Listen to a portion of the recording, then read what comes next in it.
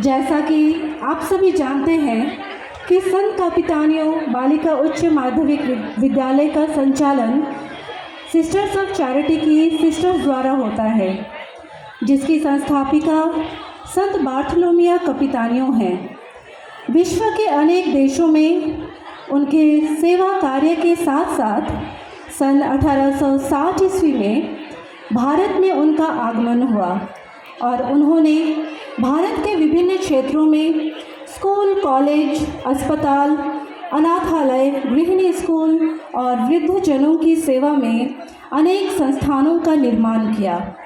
आइए एक छोटी सी झांकी के माध्यम से संत बार्थोलोमिया के जीवन को हम देखते हैं कि कैसे एक छोटी उम्र में बहुत बड़े सेवकाई का सपना उन्होंने देखा और उसको उन्होंने पूरे विश्व में साकार किया। की शुरुआत नाटक के मुख्य पात्रों के परिचय द्वारा होने जा रही है।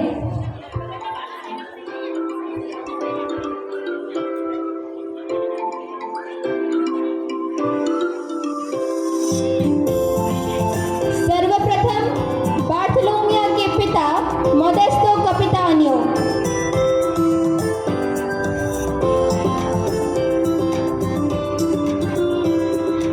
बार्थोलोमिया की मां कैथरीन केनोसी,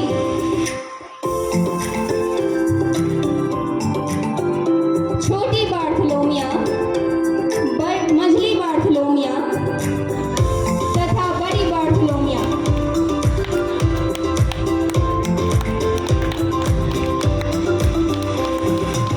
बार्थोलोमिया की छोटी बहन छोटी कमीला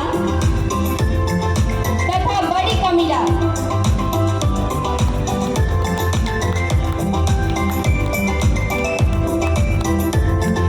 बार्थोलोमिया की सहेलियां रिनाटा, लीसा तथा सिल्वीना।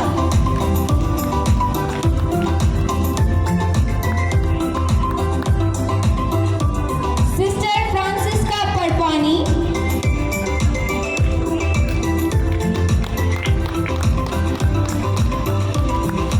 फादर डॉन बोसियो,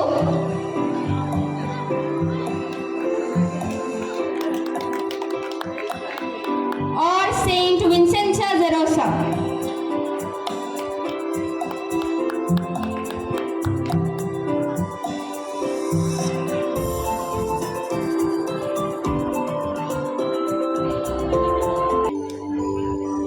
इटली में अल्पस पर्वत की तराई में इसियो झील के किनारे एक छोटा सा शहर लोवेरे है, जहाँ मोदेस्तो कपितानियो एवं कैथरीन केनोसी का परिवार निवास करता था। मोदेस्तो कपितानियो अनाज के व्यापारी थे। उनकी एक छोटी सी सब्जी की दुकान थी। 13 जनवरी 1807 ईस्वी इस परिवार में एक नन्ही सी परी का आगमन हुआ, जिनका नाम उन्होंने बार्थोलोमिया रखा। 7 भाई बहनों में वह सबसे बड़ी थी। कमीला को छोड़कर सभी भाई बहनों की मृत्यु बाल्यावस्था में हो जाती है। कैथरीन ने अपने बच्चों को ध्यान एवं गहरी आस्था के साथ शिक्षा दी। माता की अच्छी शिक्षा एवं उचित मार्गदर्शन ने बार्थोलोमिया को एक सुलझी हुई बालिका एवं जीवन के लक्ष्य के प्रति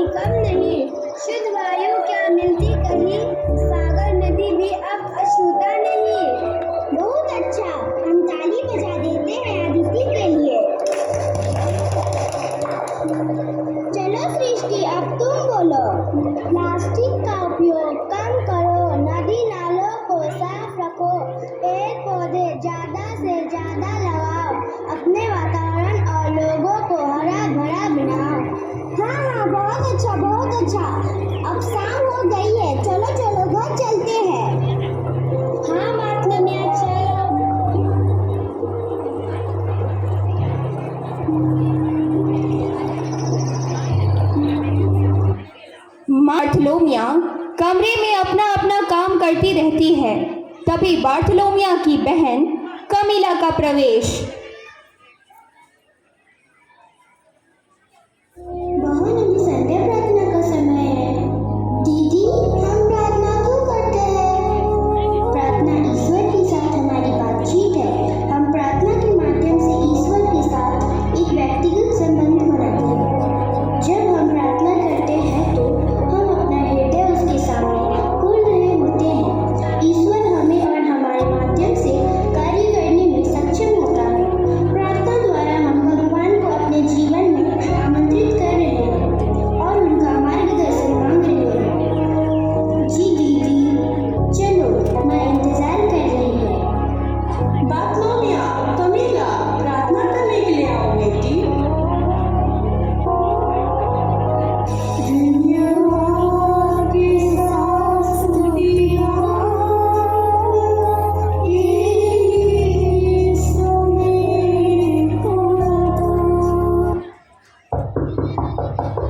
लगता है तुम्हारे पिताजी आ गए। कमीला, जाकर दरवाजा खोल दो बेटी। जी माँ, मैं भी जाती हूँ। माँ,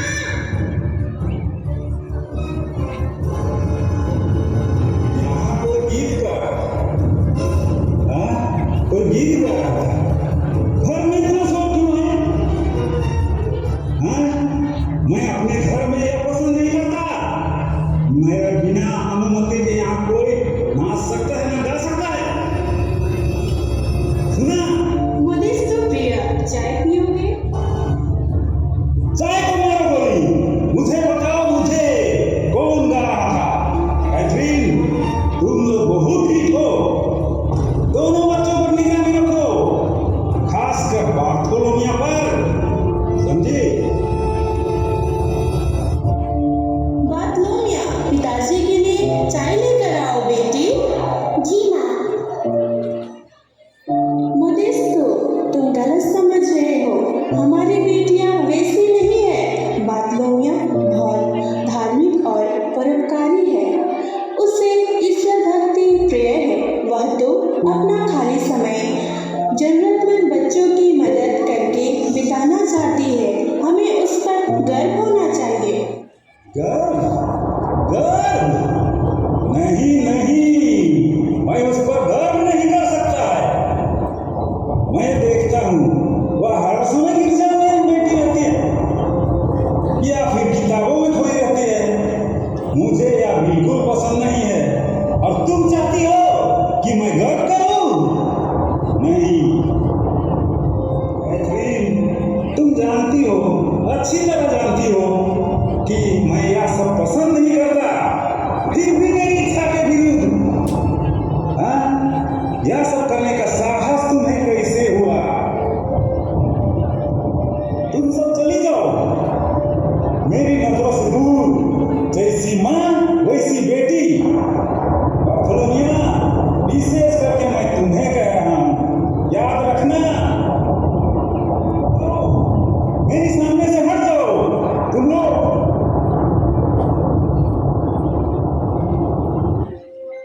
रात का समय, घर सन्नाटे में डूबा, पर कैथरीन की आंखों में नींद कहाँ। कैथरीन परेशान और उदास होकर उठती है, चिंता में डूबी। हे भगवान, इन परिस्थितियों से मैं कैसे समझौता करूं?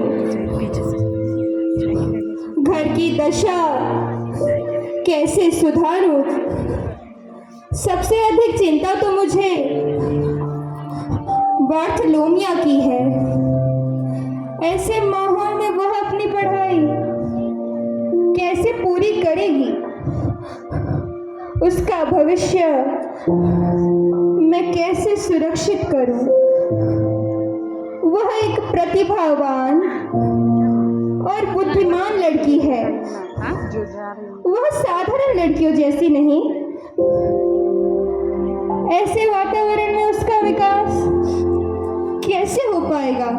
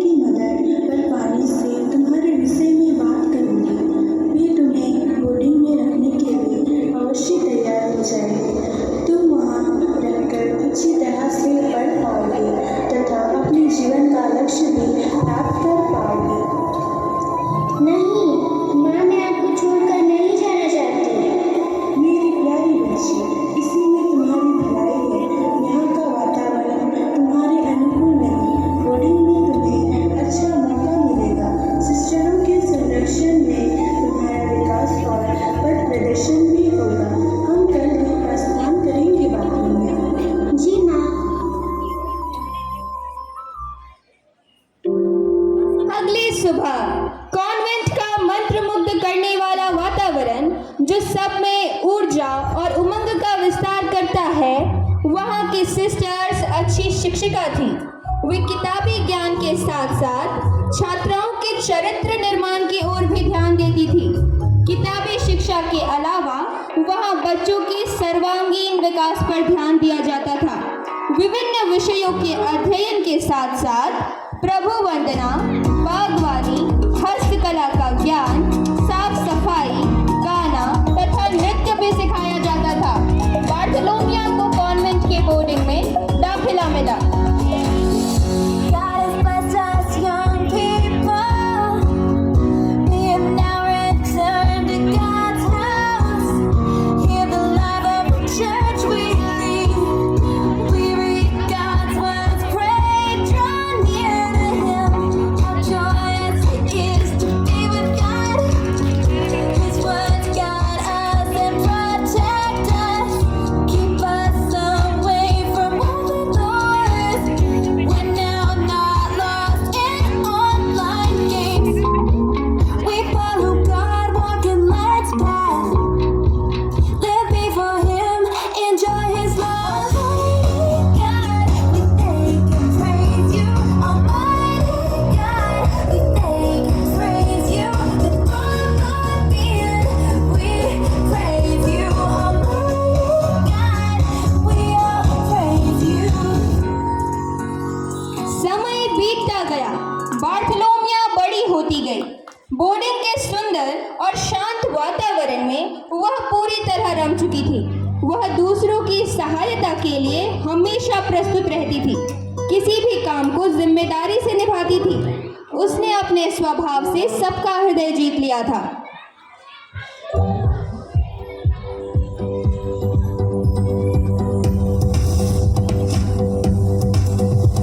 We think of God, pray, read a fellowship, and we meditate on the rest. बार्थोलोमिया एक जन्मजात नेत्री थी। उसने अपने स्वभाव से सबको मोहित कर लिया था। उसके दोस्त उसकी प्रशंसा करते नहीं थकते थे, पर उन्हीं दोस्तों के बीच कुछ ऐसे भी थे जो उसकी सफलताओं से जलते थे। उन्हीं में से एक थी Renata. Rules are restraints in our praise. Sincere praise makes us joyful always. Life in God's presence brings true happiness. We will love and obey God forever. Seeing the greatness of God's salvation, we praise God with an undivided heart.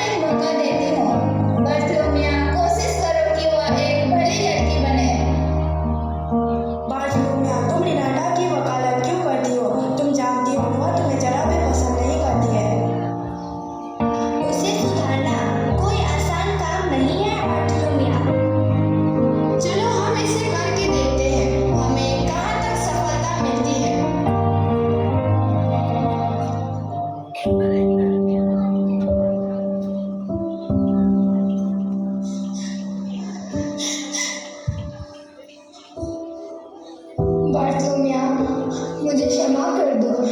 मैंने ही वो पुस्तक तुम्हारे table में तुम्हें बदनाम करने के लिए रखी थी।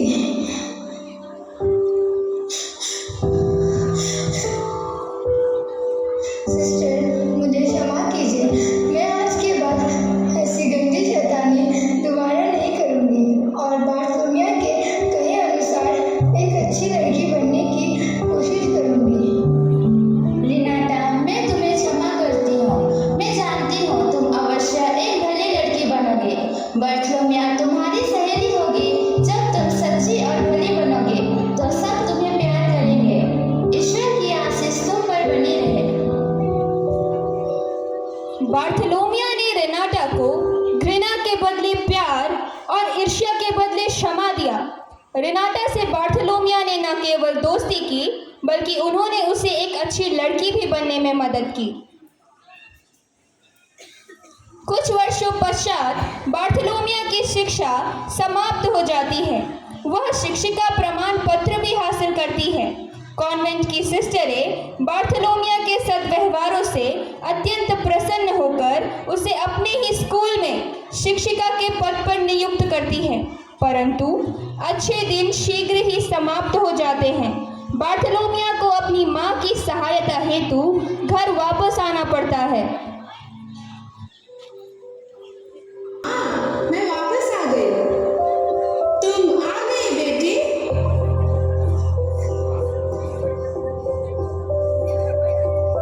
माँ, पिताजी कहाँ हैं?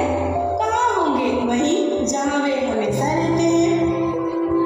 माँ, मैं पिताजी को वापस लेकर आती हूँ। बेटी, शाम हो चुकी है, अभी अंधेरा छा रहा है, जल्दी रात हो जाएगी। यहाँ की परिस्थिति ठीक नहीं है बार्थोलोमिया।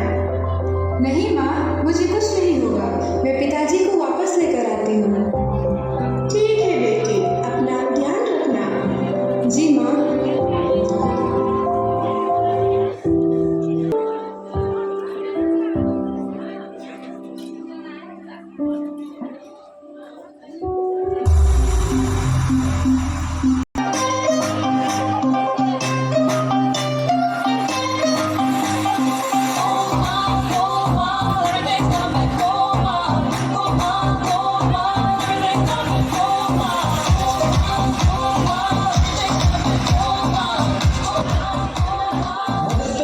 देखो देखो, तुम्हारी बेटी आ रही है।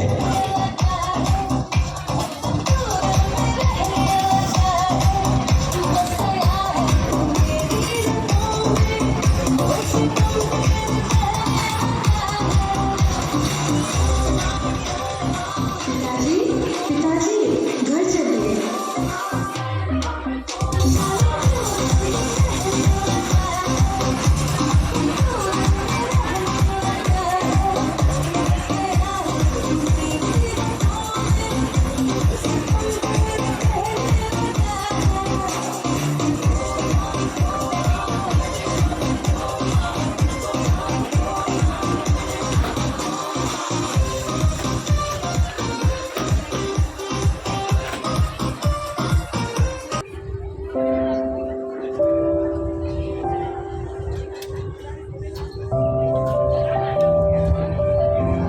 माँ, हम आ गए।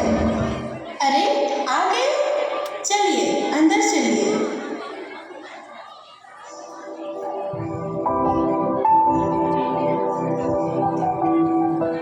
प्रिय मोदेस्तो, बार्थोलोमिया इतने लंबे सफर के बाद बिना आराम किए आपको लेने के लिए चली गई। कुछ तो सोचिए।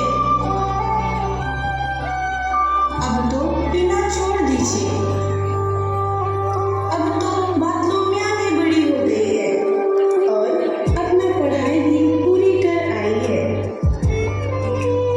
चलिए, आराम कर लीजिए।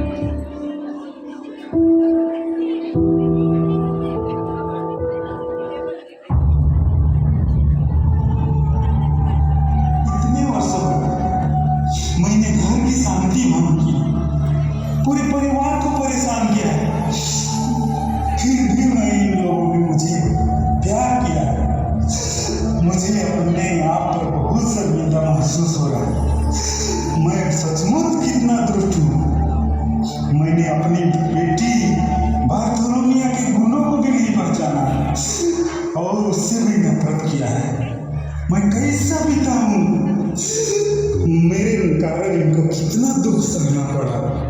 हे भगवान, अब मैं क्या करूं, कैसे माफी मांगूं?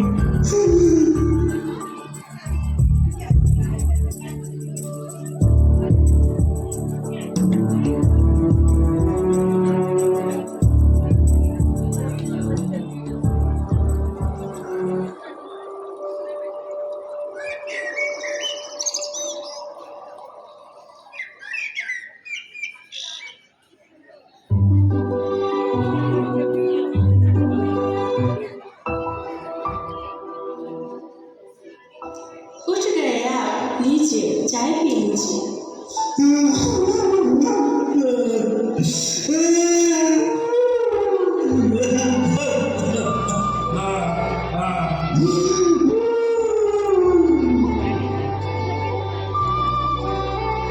कैथरीन, मुझे शर्मिंदा ना करो। अगर हो सके तो मुझे माफ कर दो। माँ, पिताजी को क्या हुआ?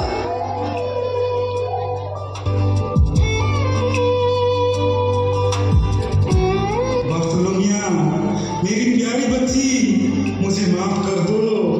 मैं बहुत बड़ा अपराधी हूँ। नहीं पिताजी, पिताजी माफ करने वाले तो परम पिता परमेश्वर है। आइए हम उन्हें धन्यवाद देते हैं।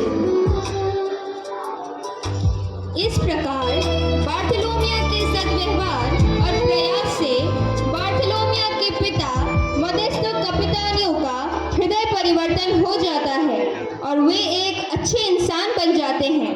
साथ ही वे आगे एक अच्छा जीवन व्यतीत करते हैं और अंत में उनकी अच्छी मृत्यु होती है। इटली के अन्य शहरों के भांति लोवेरे भी नेपोलियन के युद्ध का शिकार होता है। युद्ध के परिणाम स्वरूप चारों ओर गरीबी, बीमारी तथा भुखमरी फैली हुई है। हैजा जैसी महामारी तथा अन्य बीमारियों ने अनेकों के प्राण ले लिए हैं।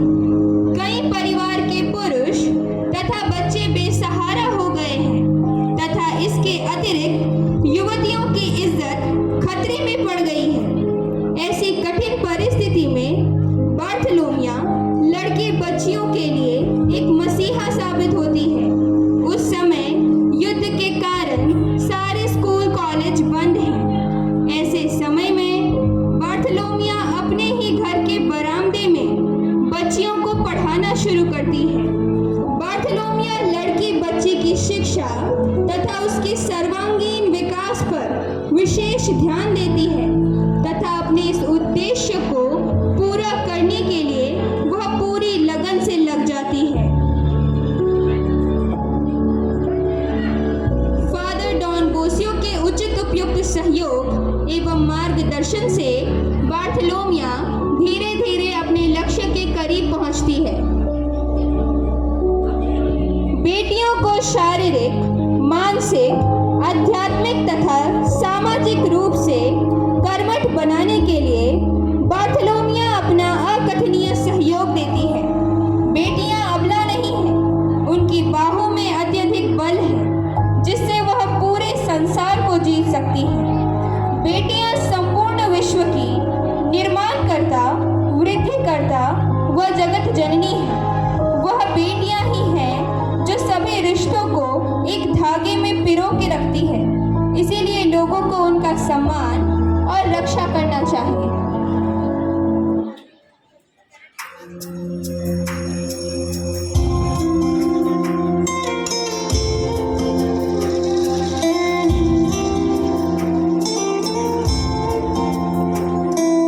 दीवारें ऊंची है, गलियां हैं तंग, लंबी डगर है पर हिम्मत है संग। पाँव पे छाले हैं, सांसें बुलंद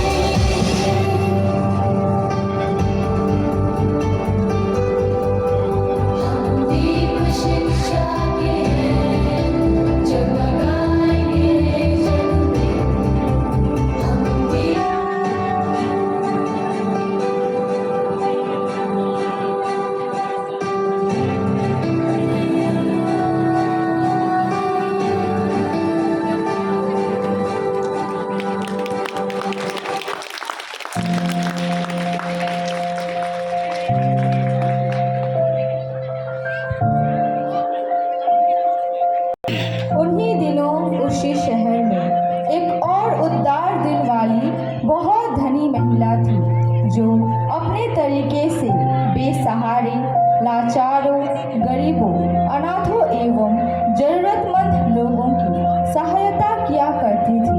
उनका नाम था कैथरीन जेरोसा।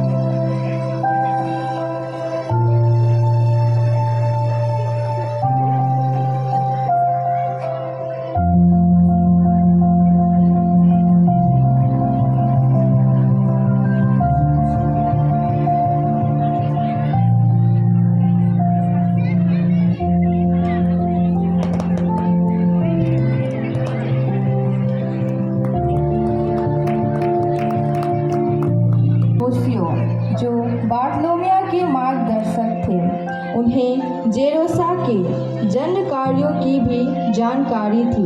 उन्होंने जेरोसा को बार्थोलोमिया से मिलाया।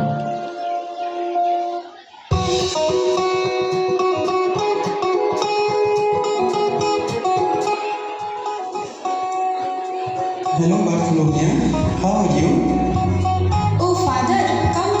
I am fine. What about you? I am fine. इनसे मिलो, Catherine Jerosa. Oh, hello, Jerosa. Nice to meet you. Father बोसे से मैंने आपके विषय में बहुत कुछ सुना है। मैंने भी फादर बोसे से आपके विषय में बहुत कुछ सुना है। मैं कब से इस पल का इंतजार कर रही थी कि मैं आपसे मिलूं।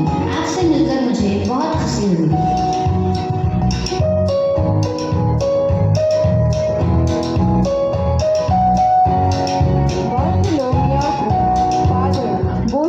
मदद से अपनी प्रिय सहयोगी कैथरीन जेरोसा मिल जाती है और दोनों बहनें ईश्वर द्वारा सौंपे गए कार्य को पूरा करने के लिए नई योजना एवं नई ऊर्जा के साथ जुड़ जाते हैं।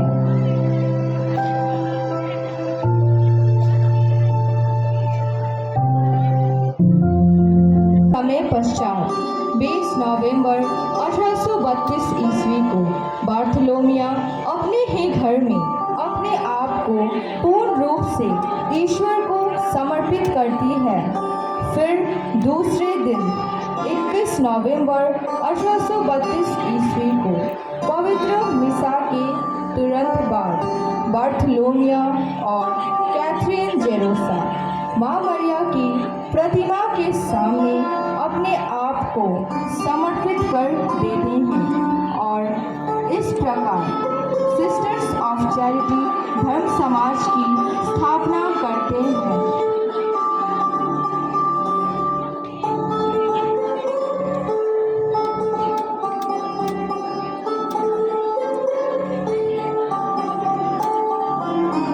संस्था की स्थापना के बाद बार्थोलोमिया टीबी रोग से ग्रसित हो जाती है।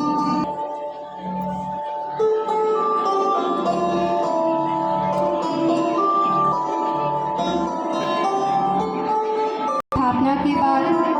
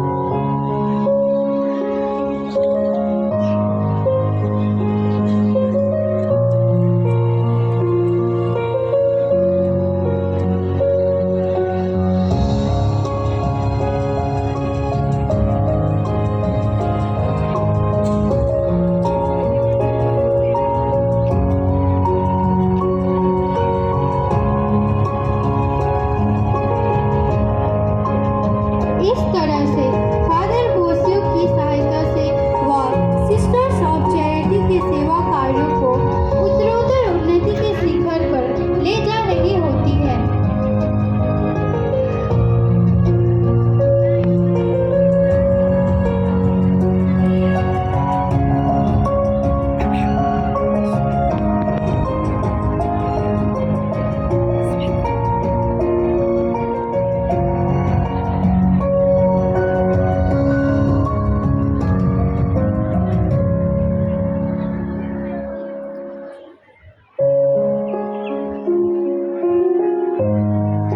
पर विधाता की विधि में कुछ बदलाव आता है कि 29 जून 1847 ईस्वी को कैथरीन जेरोसा, जो अब विंसेंटा जेरोसा के नाम से जानी जाती है, अपने अधूरे कार्यों को अपने अन्य सहयोगियों के हाथों सौंपकर इस दुनिया से चल बसती है। और फिर सिस्टर्स ऑफ चैरिटी यीशु के असीम प्यार, क्षमा, अनुकंपा और दयालुता को दूसरों तक पहुंचाने हेतु पूरे विश्व में फैलना शुरू करते हैं। इस प्रकार वे इटली से बाहर निकलते हुए पहली बार 1860 ईस्वी में भारत में कदम रखते हैं। उनके पद चिन्हों पर चलते हुए सिस्टर्स ऑफ चैरिटी पूरे विश्व में फैलते हुए अपना कार्य करती है। क्रमशः 1864 ईस्वी में बांग्लादेश, 1909 ईस्वी में अर्जेंटीना, 1916 ईस्वी में म्यांमार और जापान, 1947 ईस्वी में ब्राजील, 1950 ईस्वी में स्पेन, 1959 ईस्वी में अफ्रीका, कैलिफोर्निया और इंग्लैंड, 1967 ईस्वी में थाईलैंड, 1984 ईस्वी में इजराइल, 1990 ईस्वी में रोमानिया, 1999 ईस्वी में नेपाल, 2007 ईस्वी में इथियोपिया में अपना कदम रखा और इस प्रकार आज वे विश्व के कोने कोने में यीशु ख्रिस्त के प्रेम को बांट रही हैं।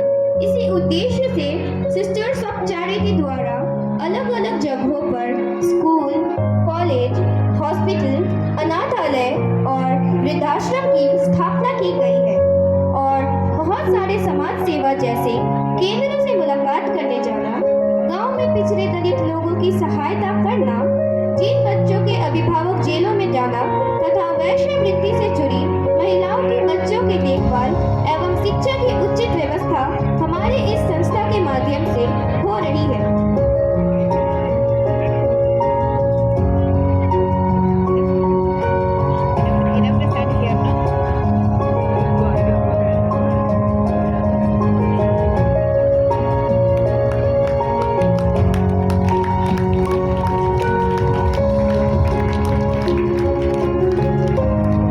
चैरिटी द्वारा बोई गई बीज अब पककर लग गए हैं। इस संस्था के अंतर्गत शिक्षा ग्रहण करने वाले बच्चे अब अपने लक्ष्यों को प्राप्त कर चुके हैं और क्रमशः प्रशिक्षित हो रहे हैं।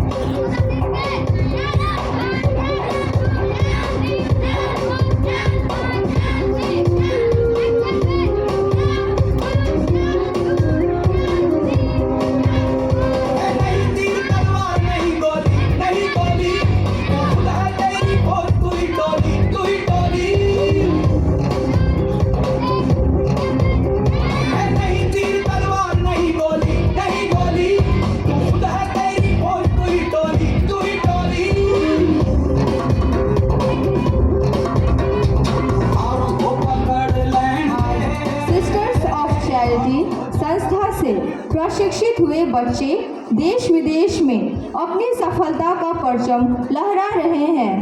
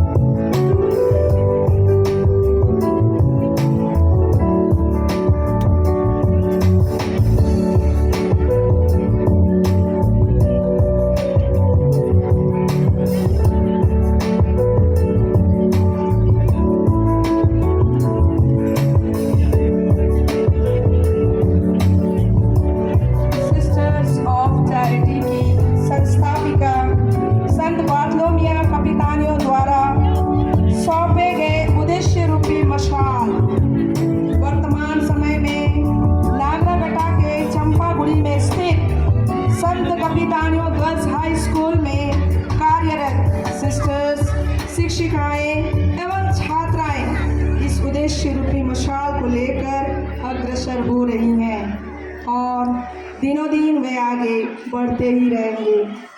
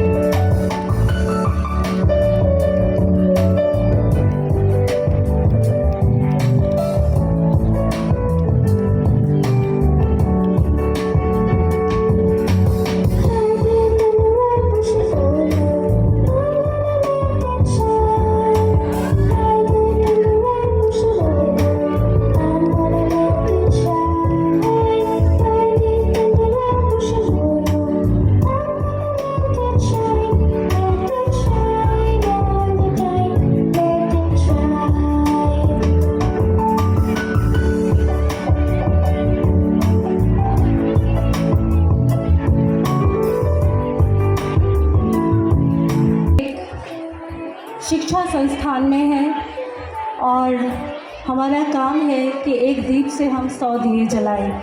यही हमारा उद्देश्य है, मैसेज है कि हम सिर्फ अपने तक ही अपने ज्ञान और अपने समझ को सीमित ना रखें, बल्कि अपने समाज, अपने देश को आगे बढ़ाने के लिए एक दीप से 100 दिए जलाएं, तभी हमारा समाज और देश सभी उन्नत हो सकता है।